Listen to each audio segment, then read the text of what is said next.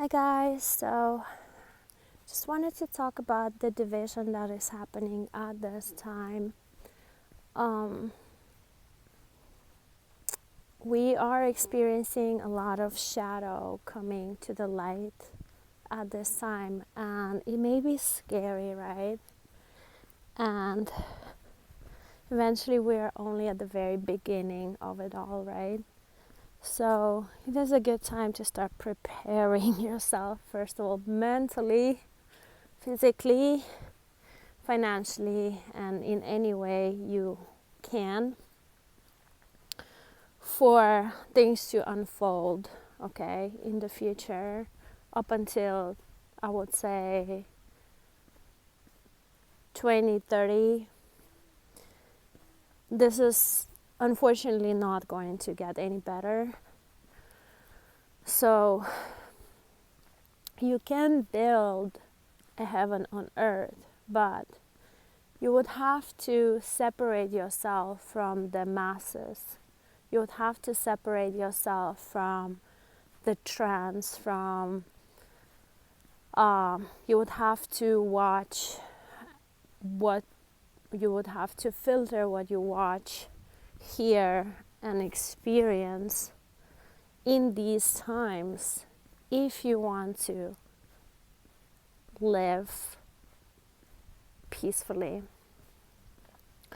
It is going to get harder and harder though, because unless you move somewhere in the middle of nowhere, of course, which a lot of people actually are doing right now, especially if you think of families,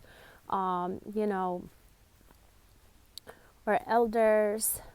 Where I come from, people don't mind living by themselves in the woods. People are completely satisfied and happy by themselves in the woods with no neighbors around, no nothing around, only, reindeers and bears, and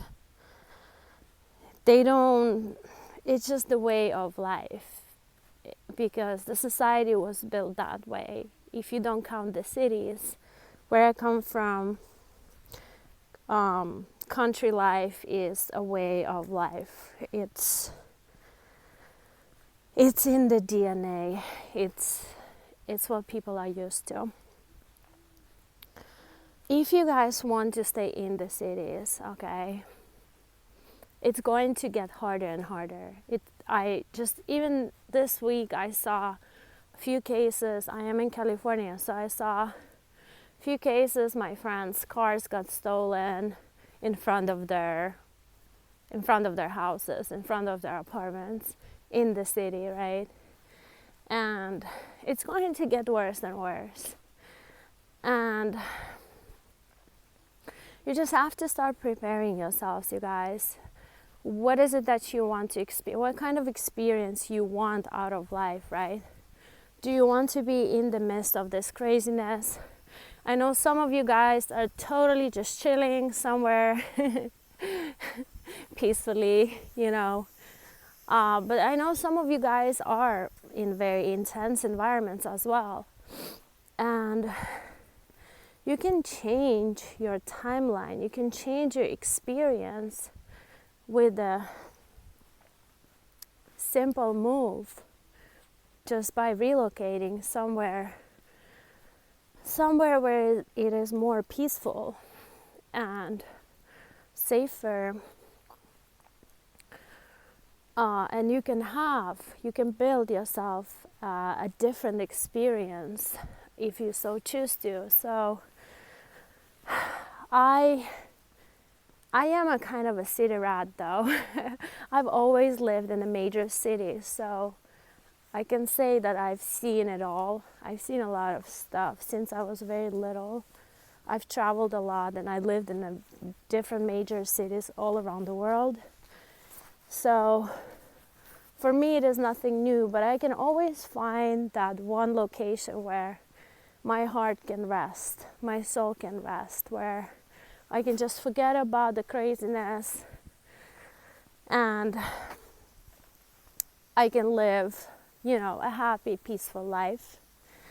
And it is really not that hard. And I think what a lot of people are like afraid of is like, FOMO, like fear of missing out. I'm not saying that you are, but I've noticed this a lot of, like, especially younger people, like fear of missing out, That's why they don't want to give up a sin.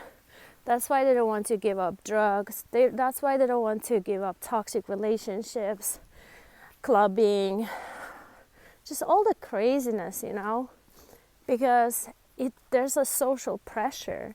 And when you start thinking, where does this social pressure comes from? It's an energy, it's a pull. It's this dark pull, right? It is an entity that is like pulling, that energy is pulling you in because it's, it feels like more exciting. It feels like you have something going on, but just know that's not real life. That is not real life. That is not where families are being built. That is not where children are being born. That is only a temptation. That is only temporary. And not until you start resisting that dark force and pull away and say no to it and choose boring, not until you choose boring, not until then, you won't have any peace. You need to be okay being bored, staying in solitude, being by yourself, and getting closer to God. And once you get closer to God, you will never feel alone. You will never feel bored, because you will have such an interesting internal life. You will have such an interesting spiritual experiences that you won't need to enjoy earthly pleasures, right? You won't get excited about same things anymore. But it takes a conscious decision to pull away and resist that temptation, right? And specifically, like, toxic relationships comes in mind. Not until you guys say no to that toxic ex or to that F-boy, F-girl energy, you guys won't have functional relationships. You have to say no to the temptation. You have to say no to that force that's trying to pull you in, because somehow it gives you an illusion of an excitement, or, gives you an illusion of that you're actually getting something that other people cannot get. And that's an illusion. It's not real life. That is not real life. It's a trick. It's an illusion. And just to lure you in. And because once you're in that energy, it keeps sucking your life force out of you.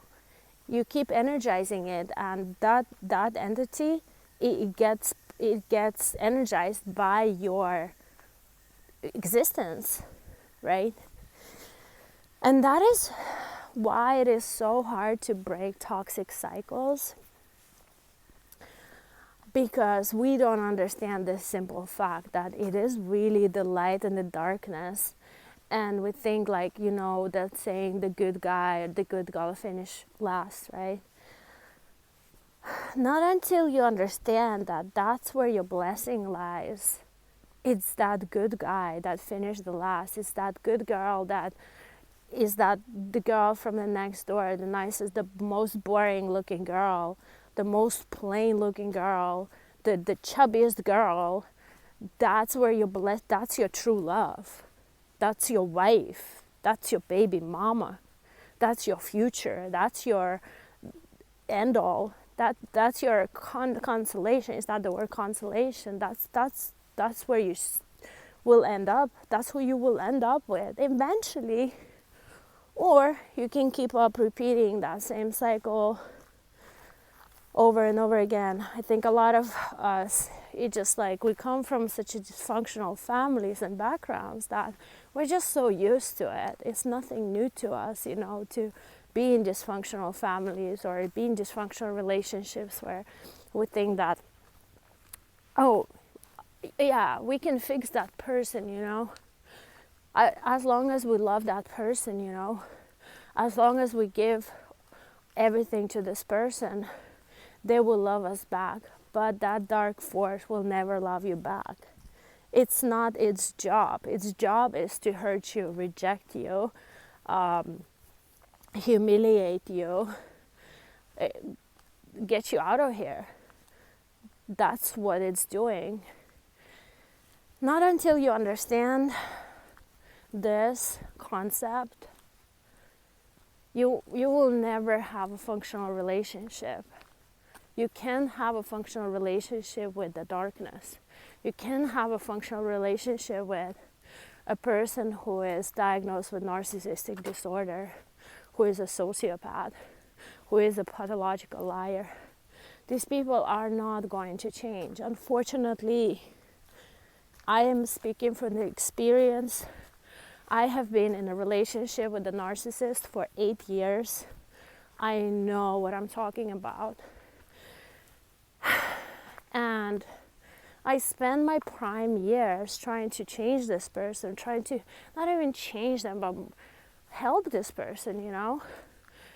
I've never loved anybody more than this person because I knew how much this person needed that love, right? But unfortunately, it felt like my love was going to this black hole. It literally was going to this black hole. And I never got anything back. Like, that love was never reciprocated. And that person would just go ahead and find other supplies. That person would just go ahead and take that good energy, right? Take that love. And as if it's like never happened. As if I've never done anything for this person. And I've literally given everything, like including my possessions, my money, like everything you can imagine. Like, I would take my last shirt and give it to this person, right? But I just want to tell you guys not to do what I've done. Don't do what I do what I say.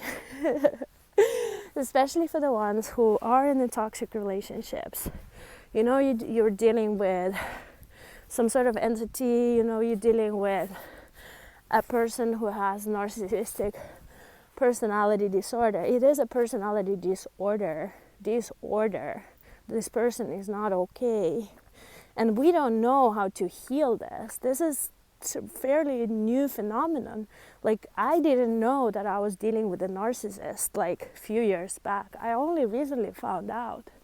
And when I started doing my research on narcissism, oh man, all the pieces just start coming together.